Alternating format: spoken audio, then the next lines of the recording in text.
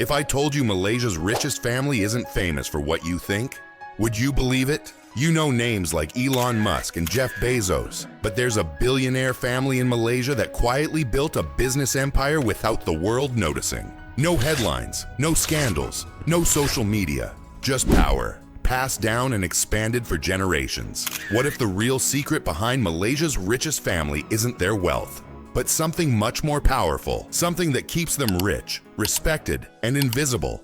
Every day, millions talk about flashy billionaires, yet most people can't even name the Kwok family, even though they control industries from sugar and hotels to oil, banking, and shipping. They didn't start with much, just ordinary Chinese merchants in Johor, selling rice and sugar. Today, they move markets across Asia, the Middle East, and beyond. This isn't luck, it's legacy. So how did they do it? How did they rise to power? Without media, without fame, and without making enemies. Picture a quiet boardroom, old ledgers, handwritten deals, and trade routes dating back to the British Empire. This is where the Kwok dynasty began, and where it continues to grow, far from the cameras.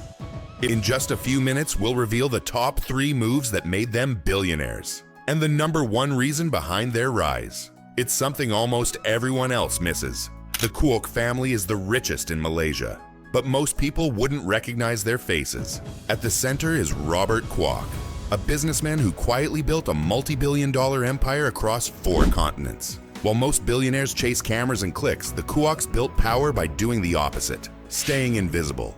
While others gave interviews and launched flashy brands, the Kwoks kept silent, letting their work speak for them. Their story began with something simple: sugar. In the 1940s, Robert Kwok started a sugar trading business in Johor with borrowed money. But he didn't just sell sugar, he learned how to control the supply chain, from import to refinery to retail. That one decision made him the sugar king of Asia. Today, the family owns stakes in major companies like Wilmar International, one of the world's biggest agribusinesses, the Shangri-La Hotel Group, and has held assets in everything from oil and gas to logistics and even Malaysia's national newspaper. But here's the twist. This wasn't fast wealth. It was built slowly, with quiet partnerships, political navigation, and long-term planning. While others rushed, they waited. And while others posted, they listened. So what gave them that early edge? In a country full of fierce business competition and government ties, how did Robert Kwok rise above everyone else without ever raising his voice? What was the first major move that launched the Kwok empire beyond borders? We'll break it down in the next chapter, and it all starts with a move most people wouldn't dare take. So how did the Kwoks truly rise? The answer lies in one word: sugar. In the 1960s, the Kwok brothers didn't just sell sugar, they cornered 80% of the market in Malaysia. At one point, nearly every spoonful of sugar consumed in the country came through their network. But it wasn't just about business, it was about building trust at the highest levels. While other traders chased quick profits, Robert Kwok made a promise: stable prices, reliable supply, and no shady deals. That earned him something more valuable than cash: deep government trust. In a growing nation, food security meant political power, and Kwok delivered both. Most companies sold a product, but the Kwoks did more. They controlled the ports, the shipping, the warehousing, and even had influence in policy conversations. They didn't wait for markets to move, they moved them. People thought they got lucky, but in truth, it was a masterclass in timing, relationships, and long-term vision. While competitors were busy expanding fast, Kwok made silent moves that locked in influence for decades. And when you control something as basic and essential as sugar, you don't just make money, you shape national policy, secure cross-border deals, and earn leverage no competitor can match. But here's where it gets even more impressive. Sugar was just the beginning.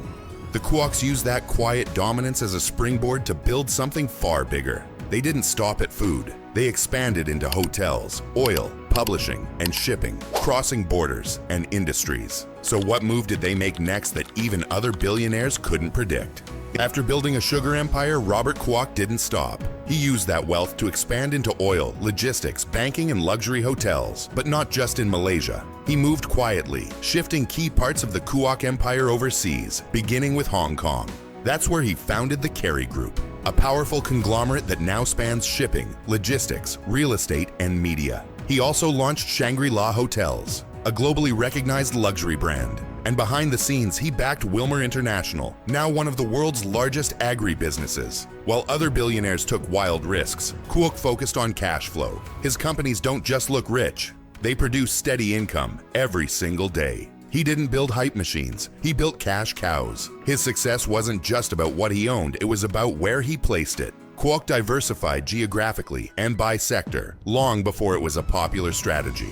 That move protected the family from political change, economic crashes, and even regional instability. And as the world got louder, the Kuok stayed silent. No press tours, no social media, no billionaire exposés. So even with companies worth billions in assets in Asia, Europe, and the Middle East, they remained in the background. But why? What mindset keeps the Kuok family grounded while others chase attention and headlines? In a world where most billionaires chase headlines, Robert Kuok chose silence. He rarely gives interviews, avoids media events, and didn't publish his biography until he was 90 years old. His reason? Publicity invites pressure. For the Kuok family, power grows best in quiet places. Despite being worth over $11 billion, Kuok is known to fly economy, dress modestly, and live without fanfare. He could own islands or make global headlines, but instead, he chooses discipline over display. This isn't shyness, it's strategy. The Kuoks believe that the louder you are, the more you're targeted by competitors, regulators, and even your own ego.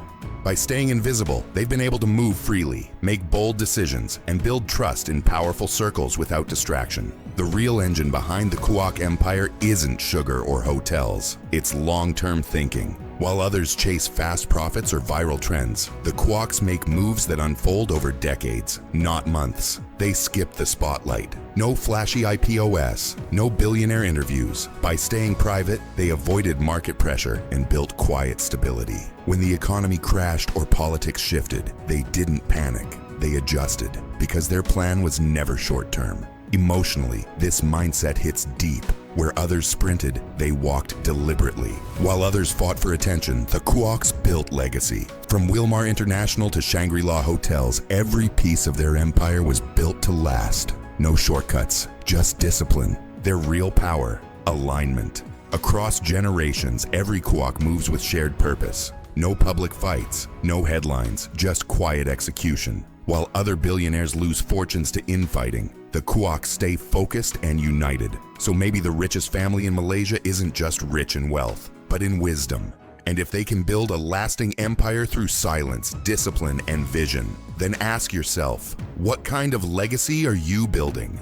Legacy outlives wealth. The Kuoks proved it. Like, comment, and subscribe. Because next week we uncover another dynasty you've never heard of. Want to reflect more? Share which Kuok family lesson made you rethink success.